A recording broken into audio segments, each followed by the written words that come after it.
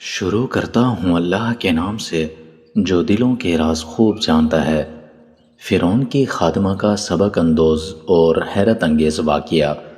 جب آپ صلی اللہ علیہ وسلم کو اللہ تبارک و تعالیٰ کے حکم سے معراج کرائی گئی تو اس کے بعد آپ صلی اللہ علیہ وسلم نے صحابہ کرام سے معراج کا قصہ سناتے ہوئے فرمایا کہ جب میں مدینہ سے بیت المقدس جاتے ہوئے راستے میں ایک مقام سے گزرا تو وہاں سے ایک بہت ہی اعلیٰ قسم کی خوشبو آنے لگی۔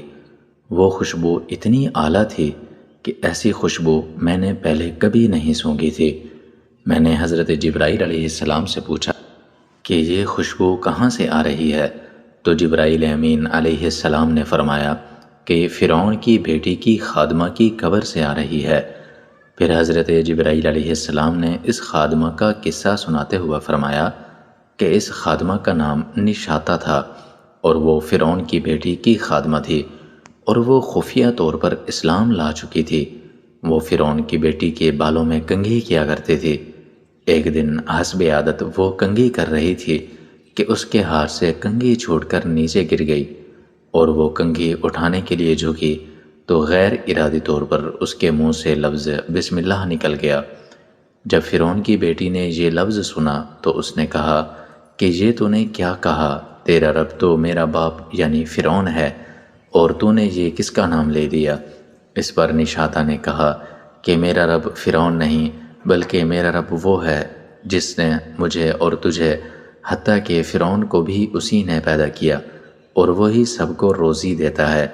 یہ سن کر شہزادی کو غصہ آ گیا اور اس نے کہا کہ اچھا تو میرے باپ کو چھوڑ کر کسی اور کو اپنا خدا مانتی ہے۔ یہ کہہ کر شہزادی وہاں سے اٹھی اور اپنے باپ کو جا کر سب کچھ بتا دیا۔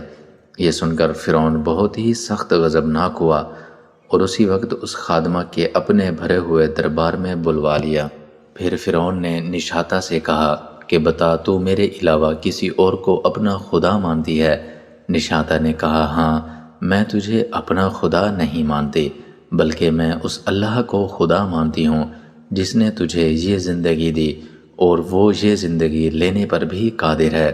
یہ سن کر فرعون نے کہا کہ آگ جلائی جائے اور اسے خوب جلایا جائے، پھر اس کے بعد اس کے بچوں کو لایا جائے اور ایک ایک کر کے سب بچوں کو آگ میں ڈال دیا جائے جب تک کہ یہ مجھ پر ایمان نہ لے آئے۔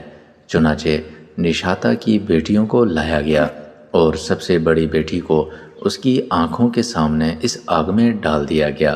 یہ منظر بہت ہی خوفناک اور حیرت انگیز تھا لیکن نشاطہ نے ہار نہیں مانی۔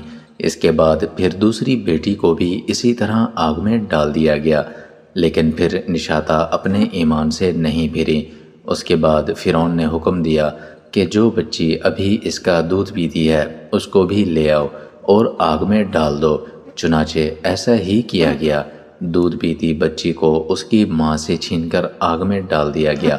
نشاطہ کی چیخیں نکل گئیں لیکن اپنے آپ پر قابو رکھا اور کہا کہ فرعون اگر ایسے ہی تو میرے ہزاروں بچے بھی ڈال دے تو میں پھر بھی تجھے خدا نہیں مانوں گی۔ آخر فرعون کو بہت غصہ آیا اور اس نے نشاطہ کو بھی آگ میں پھینکوا دیا۔ یہ خوشبو اب اسی قبر سے آ رہی ہے۔ مسند احمد۔ تو ناظرین، اگر آپ کو میری یہ ویڈیو اچھی لگی ہو تو میرے چینل کو لائک اور سبسکرائب کر دیں اور بیل آئیکن کے بٹن کو بھی پریس کر دیں تاکہ ہر نئی آنے والی ویڈیو سب سے پہلے آپ تک پہنچ سکے۔ جزاک اللہ۔